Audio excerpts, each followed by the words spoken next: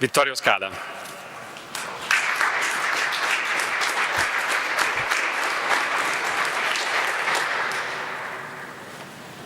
Dive-In Festival is just an amazing display of how we can really celebrate diversity and inclusion in the insurance sector. I participated in the first one last year. I was blown away by it. It opened up conversations that people had never had before. People learnt things that they really didn't understand about how to make people feel more included, how to make people feel more productive in the workplace. So what I really loved was it just got conversation going. I hope the outcomes of the Dive-In Festival this year will really be much more on a global scale. So we saw terrific things happening in London, and we're really seeing the environment change, the very physical environment of the sort of people who are working in the insurance sector in the London market. What I hope by going global this year, what we'll see is we'll see the same impact right across the world, and we'll have sharing of knowledge that really, really is global, and an understanding of all those different cultures, because the insurance sector is such a global business, and I think going global was exactly the right thing to do. My call to action for senior leaders across the world is get involved, start a conversation. All the research has been done to prove the facts, to demonstrate that being inclusive, having a diverse workforce is good for business.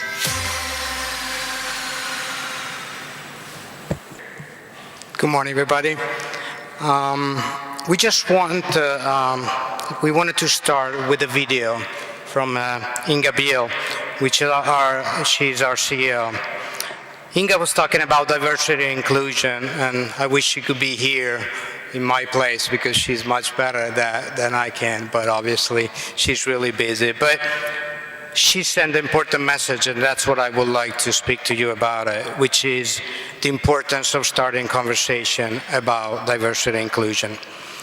I want to thank the British Chamber of Commerce in Italy for inviting me to address all of you today in the hope of igniting some new conversation on this important subject in Italian companies as well, not just in global companies.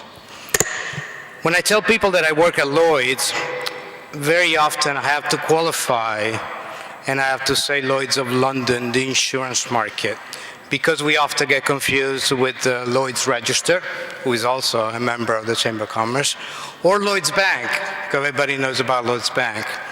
And then when I explain now the insurance market, then people say, oh yeah, those old people that got into the beautiful building, the city,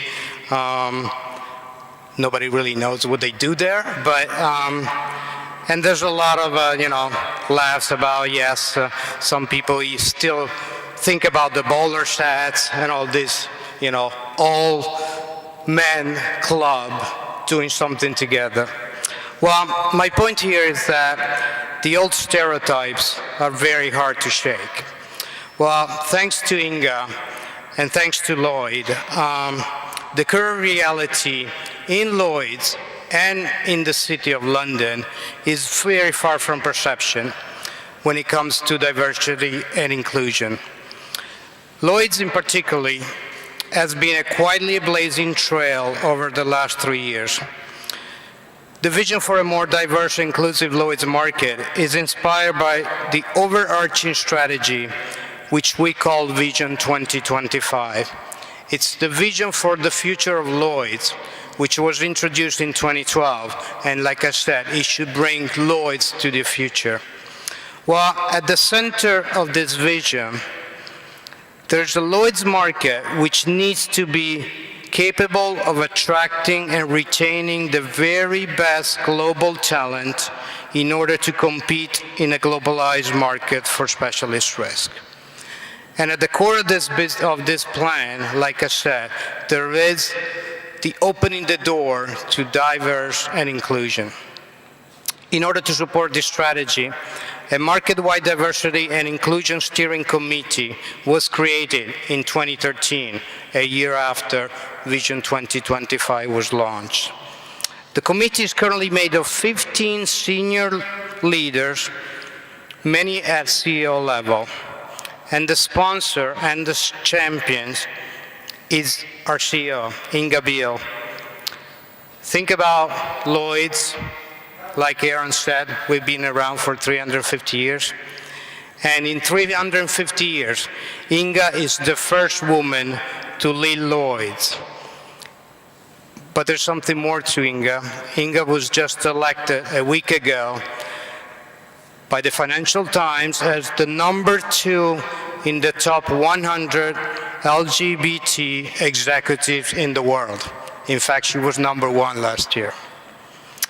Diversity and Inclusion Steering Committee, led by Inga, has helped create what we call it Inclusion at Lloyd's, which has a mission to educate and inspire diversity and inclusion best practice across the market.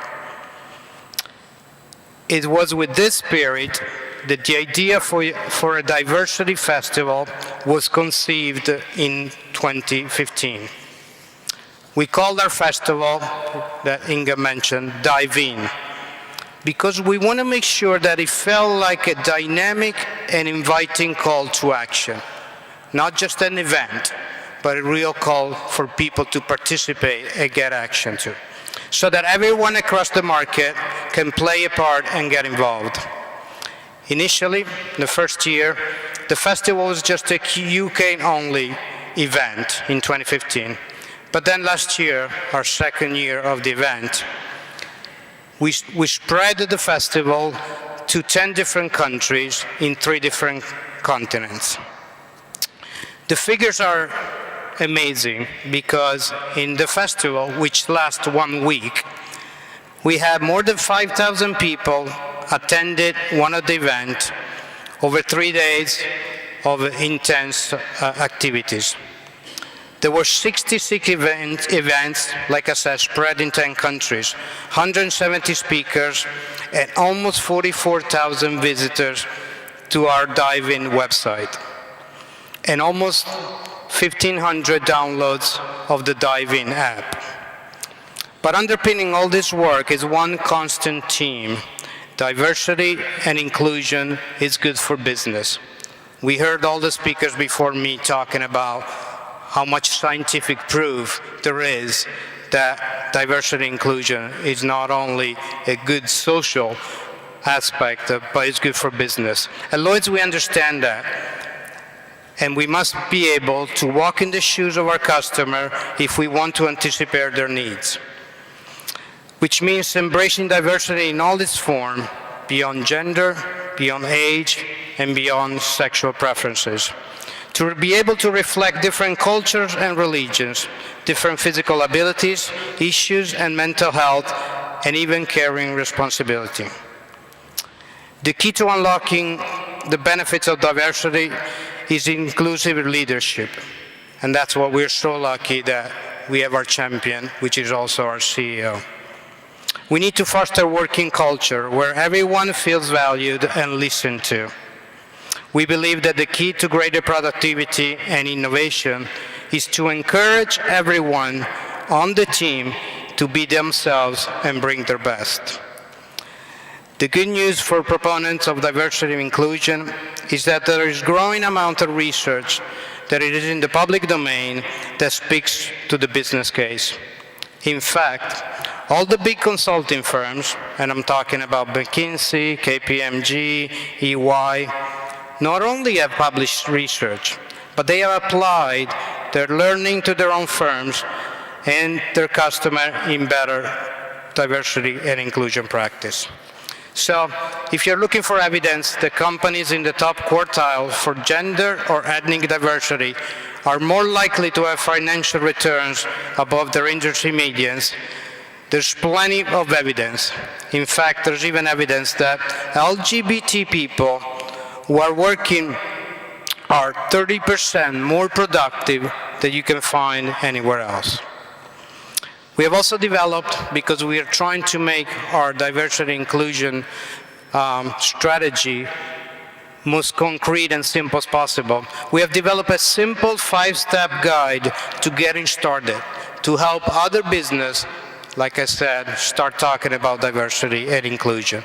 So we have this guide, it's called Diversity and Inclusion, and it's available for download from the website Dive In Festival.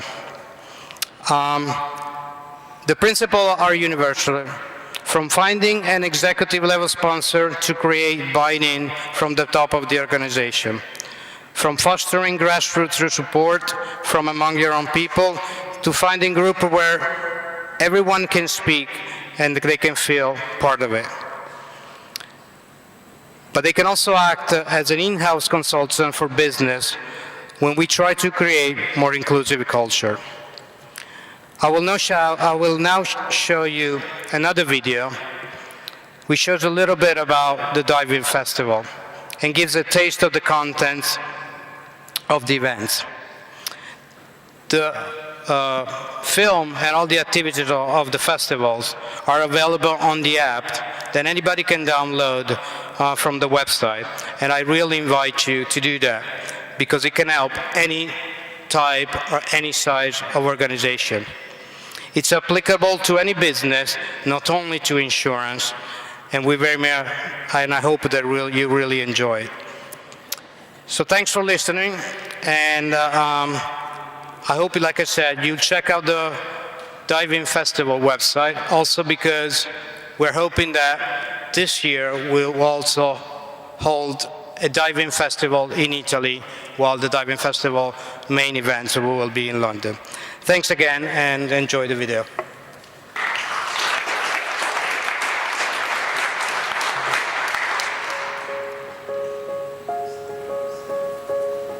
Dive-In Festival is just an amazing display of how we can really celebrate diversity and inclusion in the insurance sector.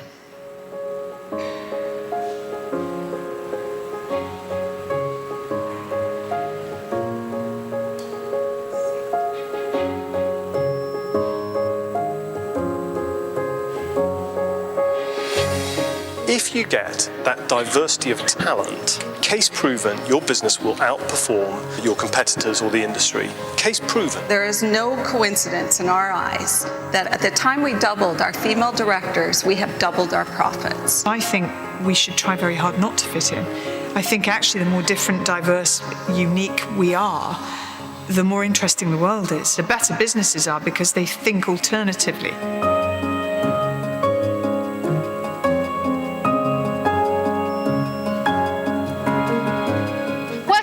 Are incredibly efficient, so we tend to go home and think, right, I've got half an hour, I'm going to do all my parenting.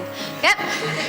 All in one go. It's like, what did you do today that I need to know about, that I need to tell you off about, and that I've got to correct you on? Yeah? I think the idea that there are 25% of people who have mental illness and the rest of us have absolutely flawless mental health for all of our lives is nonsense. If you want to go and achieve something, or if you believe you can go and do something, you can do it. It is not about fixing the women to fit into the workplace. We have to focus on fixing the workplace. 58% of leaders think within the next 10 years remote working will become the norm. Don't ever dismiss someone's sexuality or sexual orientation as a phase.